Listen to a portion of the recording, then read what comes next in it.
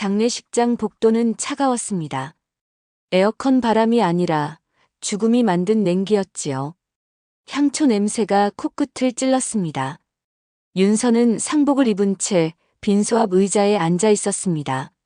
손은 무릎 위에 가지런히 놓여 있었지만 떨림은 멈추지 않았습니다. 3일 전이었어요. 윤서는 중얼거렸습니다.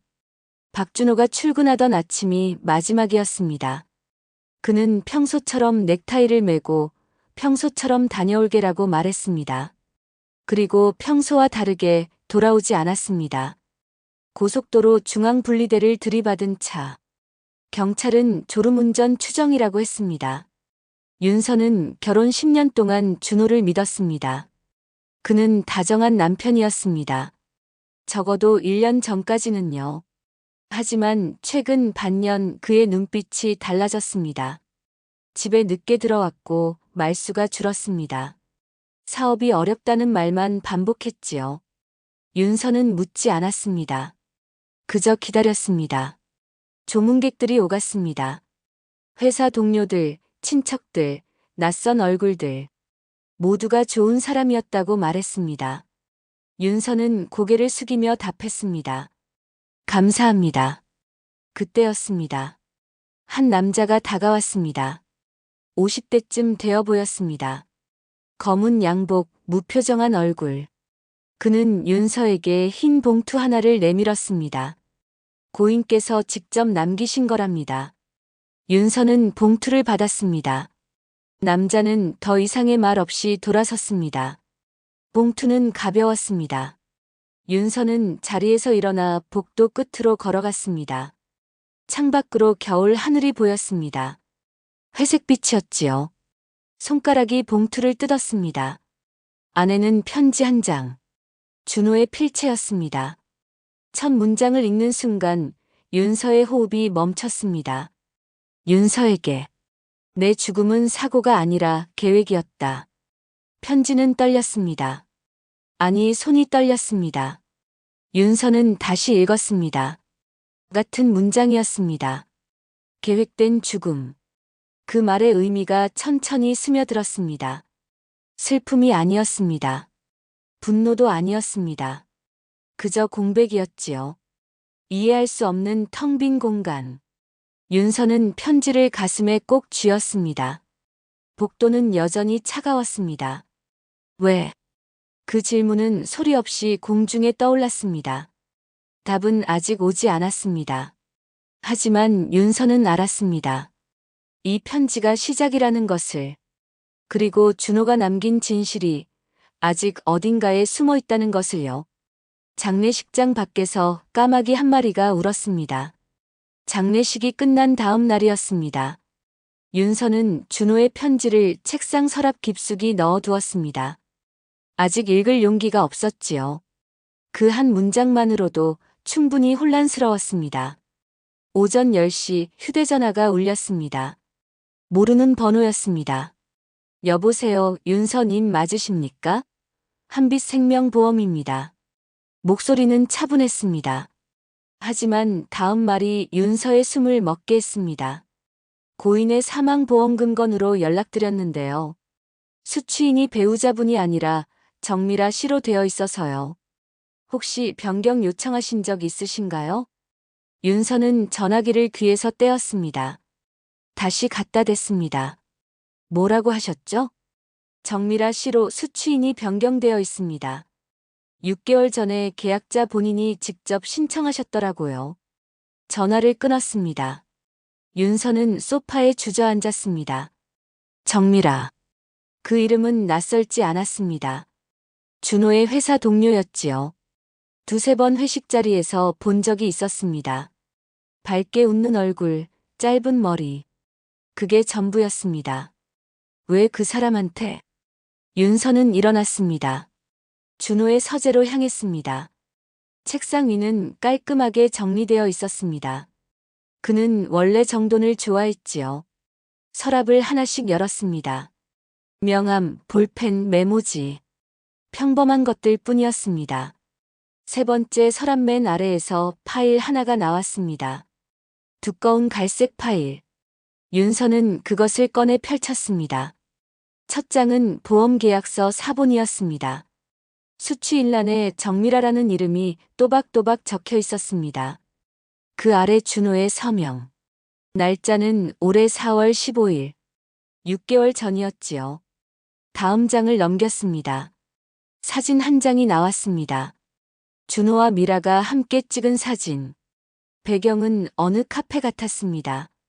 두 사람은 웃고 있었습니다. 준호의 손은 미라의 어깨에 걸쳐져 있었지요. 윤서의 손이 멈췄습니다. 심장이 뛰는 소리가 들렸습니다. 아니, 귀가 먹먹해져서 아무 소리도 들리지 않았습니다. 파일을 더 뒤적였습니다. 호텔 영수증, 식당 예약 확인서, 또 다른 사진들. 모든 것이 준호와 미라를 가리켰습니다. 증거는 명확했습니다. 이것은 실수가 아니었습니다. 계획이었지요. 윤서는 파일을 바닥에 내려놓았습니다. 서재 창밖으로 하늘이 보였습니다. 여전히 회색빛이었습니다. 슬픔은 사라졌습니다.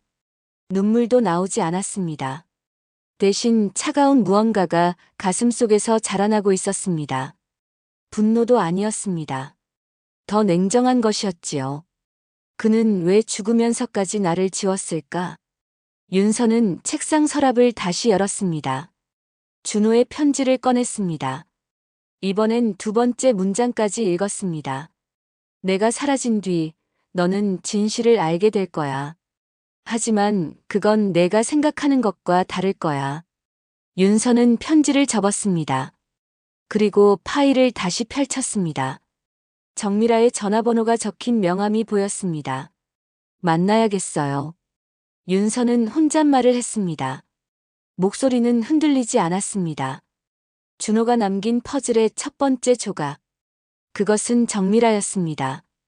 창밖에서 바람이 불었습니다. 서재의 커튼이 살짝 흔들렸지요. 윤서는 휴대전화를 들었습니다. 손가락이 번호를 눌렀습니다. 진실을 찾는 여정이 시작되었습니다. 사흘째 되는 날 초인종이 울렸습니다. 윤서는 소파에서 일어났습니다. 미라에게 전화했지만 연결되지 않았지요. 3번이나 시도했습니다. 모두 꺼져 있었습니다. 문을 열었습니다. 낯익은 얼굴이었습니다. 오태석. 준호의 대학 동기였지요. 장례식장에서도 본 사람이었습니다. 들어와도 될까요? 윤서는 고개를 끄덕였습니다. 태석은 집 안으로 들어왔습니다. 손에는 갈색 봉투 하나. 윤서는 그것을 보자마자 알았습니다. 준호가 부탁했어요. 태석의 목소리는 낮았습니다. 장례식 후 사흘째의 윤서 씨에게 전해달라고 했습니다. 미안해요. 저도 내용은 몰라요. 그는 봉투를 윤서에게 건넸습니다. 첫 번째 봉투보다 무거웠습니다. 윤서는 받아들었습니다. 차 한잔 하실래요? 괜찮아요. 먼저 읽어보세요. 태석은 소파에 앉았습니다. 윤서는 봉투를 뜯었습니다. 안에는 편지 2장과 작은 열쇠 하나. 준호의 필체였습니다. 윤서야, 진실은 항상 2장의 종이에 나뉘어 적힌다. 첫 번째는 내가 썼고, 두 번째는 내가 완성할 거야. 윤서는 다음 문장을 읽었습니다. 내 오피스를 기억하니? 벽난로 왼쪽 벽돌 3번째. 거기 내가 찾아야 할 게 있어. 편지는 거기서 끝이었습니다. 윤서는 태석을 바라봤습니다. 준호 오피스 열쇠 가지고 있어요? 아니요. 근데 이 열쇠가 그건 것 같은데요. 윤서는 봉투 안에 작은 열쇠를 꺼냈습니다. 은색이었지요. 손바닥 안에서 차갑게 식었습니다. 지금 가봐야겠어요. 태석은 일어섰습니다. 같이 갈까요? 혼자 갈게요. 윤서의 목소리는 단호했습니다. 태석은 더 이상 묻지 않았습니다. 그는 현관으로 향했습니다. 문을 열기 전에 뒤돌아봤습니다. 윤서 씨, 준호는? 마지막까지 당신 걱정했어요. 윤서는 대답하지 않았습니다. 태석이 나간 뒤 집은 다시 조용해졌습니다. 오후 2시, 윤서는 준호의 오피스에 도착했습니다. 빌딩 10층. 작은 사무실이었지요. 열쇠를 돌리자 문이 열렸습니다. 안은 먼지 냄새가 났습니다. 아무도 들어오지 않은 지 오래된 듯 했습니다. 벽난로는 안쪽 벽에 있었습니다. 사용하지 않는 장식용이었지요. 윤서는 무릎을 꿇고 벽돌을 세기 시작했습니다. 왼쪽에서 세 번째. 손가락으로 눌렀습니다. 벽돌이 움직였습니다. 뒤로 밀자 작은 공간이 나타났습니다. 안에는 금속 상자 하나. 윤서는 그것을 꺼냈습니다. 자물쇠가 채워져 있었습니다. 봉투 안에 열쇠를 꺼내 끼웠습니다. 찰칵 소리와 함께 열렸지요. 상자 안에는 두 가지가 있었습니다. 녹음기와 접힌 종이 한 장. 윤서는 먼저 종이를 펼쳤습니다. 준호의 글씨였습니다. 사랑, 돈, 배신. 셋 중 하나는 항상 서로를 죽인다. 윤서는 녹음기를 집어들었습니다. 재생 버튼을 눌렀습니다. 잡음이 흘렀습니다. 그리고 준호의 목소리가 들렸습니다. 윤서야, 이 녹음을 듣고 있다면 내 계획대로 된 거야. 음성은 떨리지 않았습니다. 차분했지요. 내 죽음이 사고가 아니라는 걸 이미 알았을 거야. 그리고 미라에 대해서도. 하지만 너는 아직 진짜 이유를 모르고 있어. 윤서는 숨을 참았습니다. 미라는 시작일 뿐이야.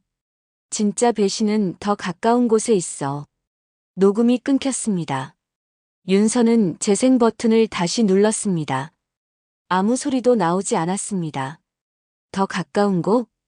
윤서는 녹음기를 내려놓았습니다. 벽난로 앞에 앉아 생각했습니다. 준호의 말들이 퍼즐처럼 흩어져 있었습니다.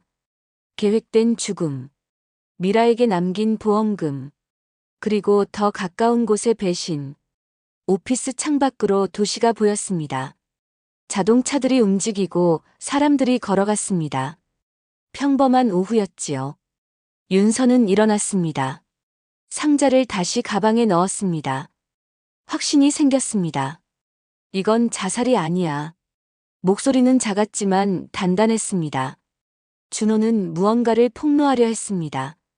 그리고 그 과정에서 죽음을 선택했지요. 윤서는 오피스 문을 잠갔습니다. 복도를 걸으며 생각했습니다. 더 가까운 곳.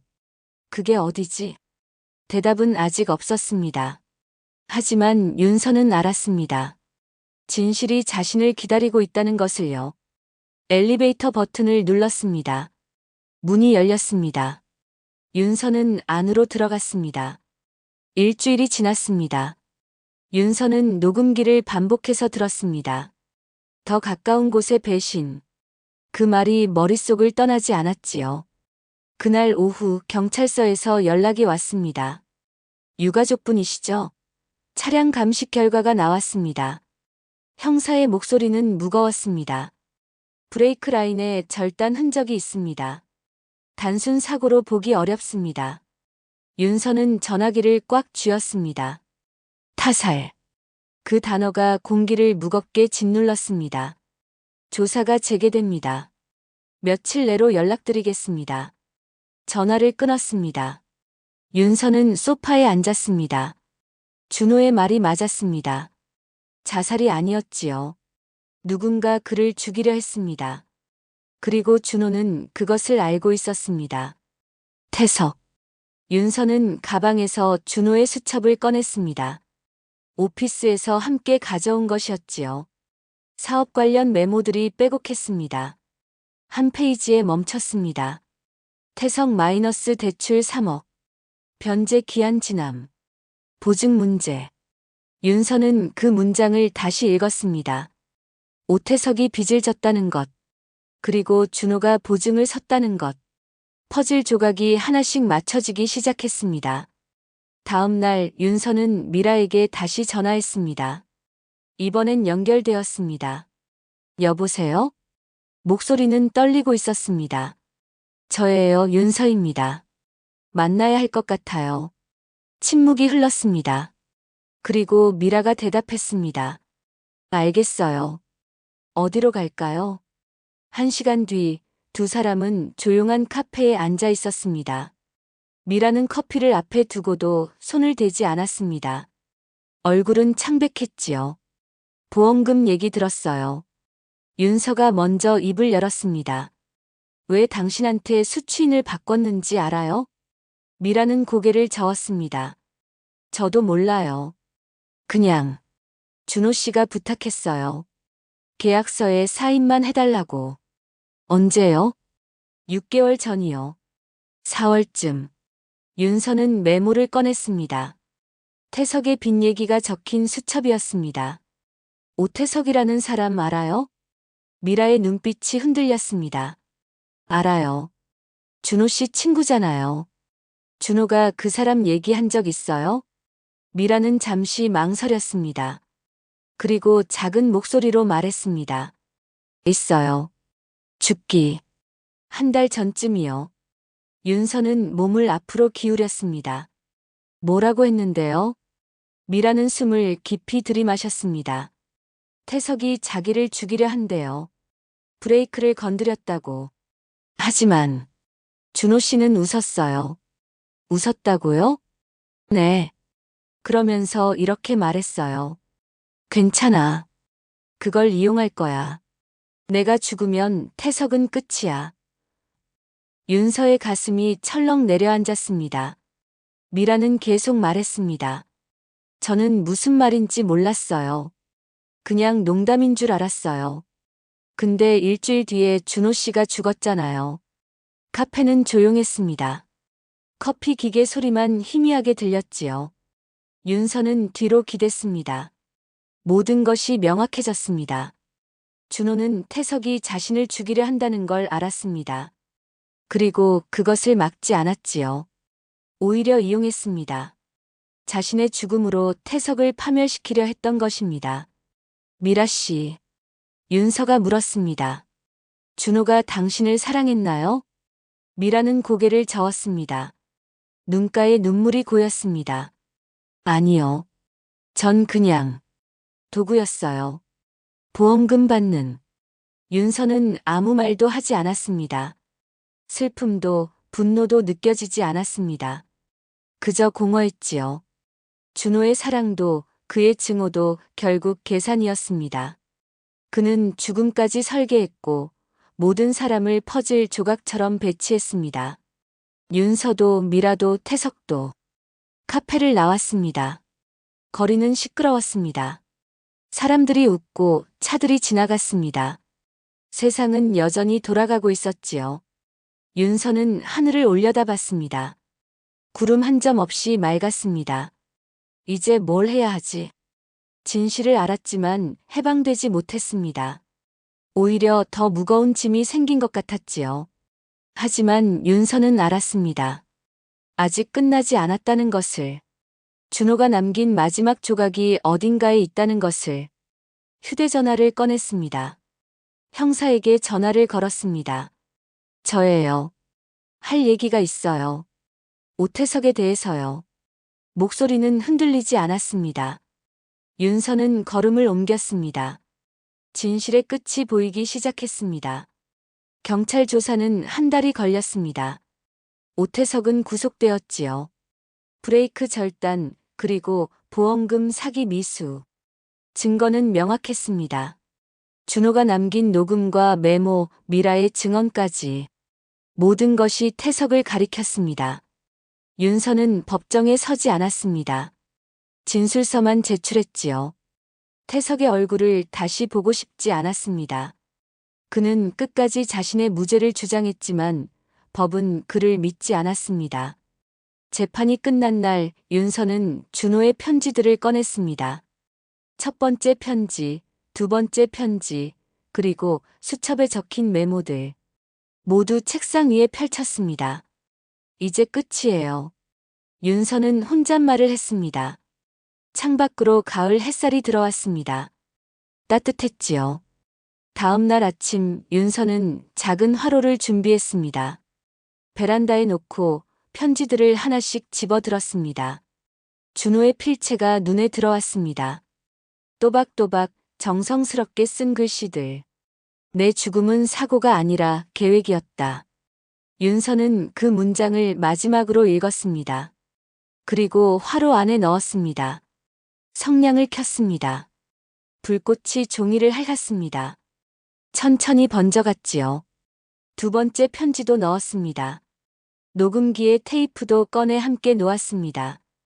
불은 점점 커졌습니다. 검은 연기가 하늘로 올라갔습니다. 윤서는 화로 앞에 앉아 그것을 지켜봤습니다. 불꽃이 춤추듯 움직였습니다. 종이가 재로 변했습니다. 준호의 목소리, 준호의 계획, 준호의 복수. 모든 것이 사라졌지요. 당신은 죽어서도 우리를 조종하려 했지만 윤서의 목소리는 낮았습니다. 이제 끝났어요. 불은 더 이상 타오르지 않았습니다. 재만 남았습니다. 윤서는 그것을 바람에 날렸습니다. 재는 공중에서 흩어졌습니다. 어디론가 사라졌지요. 일주일 뒤 윤서는 미라를 다시 만났습니다. 같은 카페였습니다. 미라는 이번엔 조금 더 편안해 보였습니다. 보험금은 돌려드릴게요. 미라가 먼저 말했습니다. 아니요. 윤서는 고개를 저었습니다. 그냥 가지세요. 준호가 당신한테 준 거예요. 미라는 눈을 크게 떴습니다. 하지만 괜찮아요. 전 더 이상 그 돈에 미련 없어요. 윤서는 미소를 지었습니다. 작은 미소였지만 진심이었지요. 대신 한 가지만 부탁할게요. 뭔데요? 준호를 기억해 주세요. 나쁜 사람으로만 기억하지 말고 한때는 누군가를 사랑했던 사람으로요. 미라는 고개를 끄덕였습니다. 두 사람은 더 이상 말하지 않았습니다. 그냥 커피를 마셨습니다. 침묵은 무겁지 않았습니다. 그날 밤 윤서는 일기를 썼습니다. 오랜만이었지요. 결혼 후 처음이었습니다. 준호는 내게 진실을 남기려 했지만 결국 거짓만 남겼다. 그는 사랑한다고 했지만 사랑보다 복수를 선택했다. 나는 그를 미워한다. 하지만 동시에 이해한다. 사람은 때로 자신도 모르는 어둠 속에서 길을 잃는다. 준호도 그랬던 것 같다. 펜을 내려놓았습니다. 창밖으로 달이 떠 있었습니다. 밝았지요. 윤서는 일기장을 덮었습니다. 그리고 서랍 깊숙이 넣었습니다. 준호의 편지는 이제 없었지만 윤서의 기록은 남았습니다. 그것만으로 충분했습니다. 한 달 뒤 윤서는 이사를 결심했습니다. 새 집, 새 동네. 준호의 흔적이 없는 곳이었지요. 짐을 싸며 서재를 정리했습니다. 책장 뒤에서 작은 사진 한 장이 나왔습니다. 결혼식 날의 사진이었습니다. 준호와 윤서가 웃고 있었지요. 그때는 행복했습니다. 적어도 윤서는 그렇게 믿었습니다. 사진을 한참 바라봤습니다.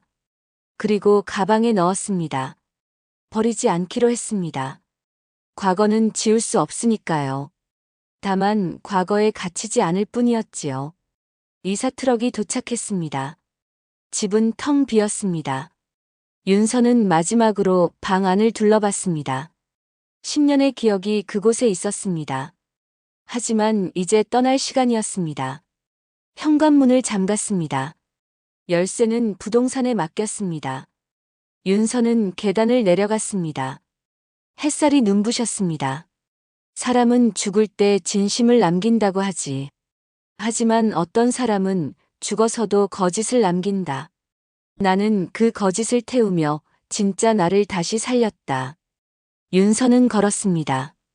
앞을 보며 걸었습니다. 뒤돌아보지 않았지요. 새로운 거리가 펼쳐졌습니다. 낯선 얼굴들, 낯선 건물들. 하지만 두렵지 않았습니다. 이제 윤서는 혼자였지만 자유로웠습니다. 바람이 불었습니다.